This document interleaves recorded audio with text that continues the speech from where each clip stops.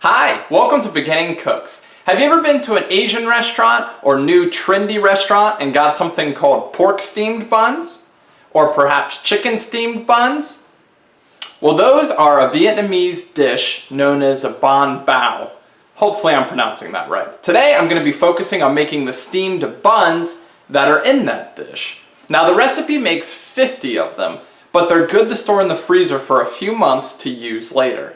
I got the recipe off of Lucky Peach, an online blog that's pretty helpful. So if you want to make some steamed buns with me, let's do it.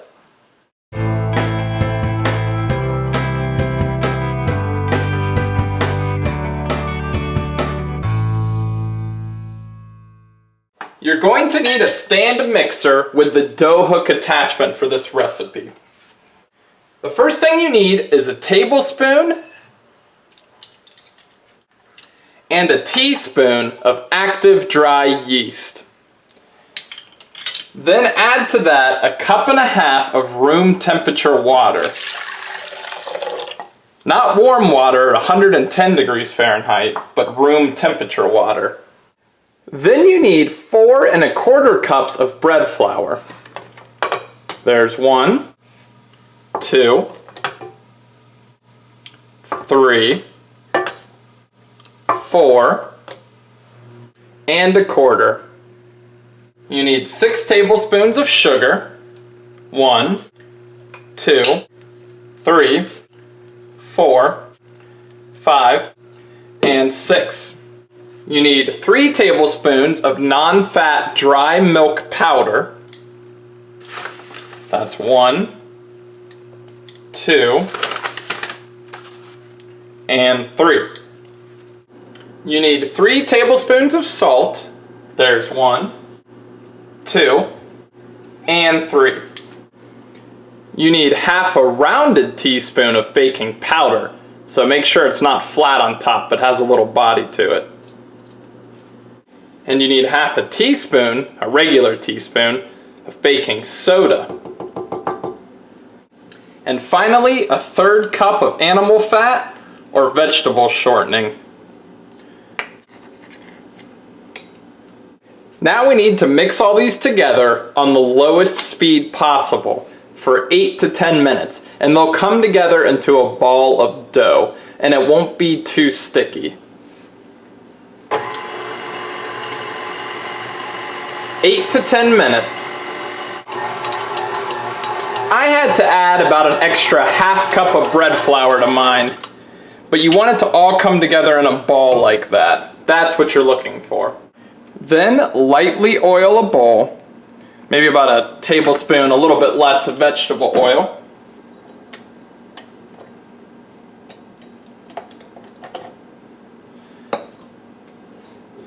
Grab your tacky but not too sticky ball of dough, put it in and turn it around so that oil covers all the sides. That way when it rises it doesn't stick too much to everything. Then you will want to cover your bowl with a damp cloth or plastic wrap. Then take your covered bowl and put it into an oven that was turned on for a minute, then shut off. This will leave the oven slightly warm. Let it rise for about 1 hour and 15 minutes or until doubled in size. It has been 1 hour and 15 minutes. Then divide each half into 5 equal-sized pieces.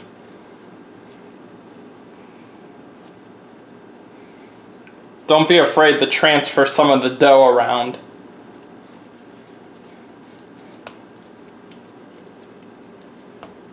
That will leave you with 10 pieces total.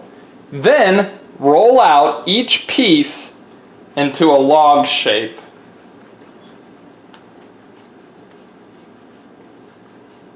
And divide each log into 5 pieces. And each piece should be about the size of a ping pong ball. I ended up getting 31 pieces total instead of 50, just because my dough didn't quite double in size. Lay all your pieces out and lightly cover with plastic wrap. So I'm going to need a little more plastic wrap. And let rise for 30 minutes. let them rest, and they will rise a little more for 30 minutes. And now we can prepare our parchment paper. While your little ping pong sized balls of dough are resting, begin to cut parchment paper for each one. So normally you would do 50. I only have 31, so I only need to cut 30. And you want them to be 4-inch squares. And you don't have to worry about being exact. I know that this paper is about 15 inches wide.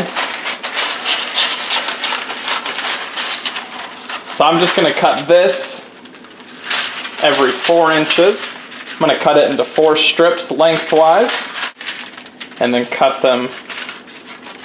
There we go, just little 4-inch squares of parchment paper. Once all your balls for your steamed buns have rested, you need to do the following process with each one. Flatten slightly with the palm of your hand, then roll it out into a 4-inch oval, which is not very long at all. Then, using a greased chopstick, or in my case, a greased straw, put it in the halfway point and fold your bun over on itself. And pull out that greased chopstick.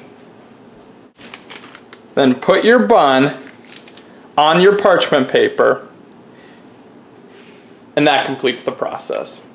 Once you get all your balls of dough rolled out and folded over, we're going to cover them with plastic wrap again. This time, we're going to let them rest for 40 to 45 minutes, and you'll see them rise a little bit this time as well. When it's almost been 40 to 45 minutes, your buns will almost be ready. At this point, prepare your double broiler that will help you steam them.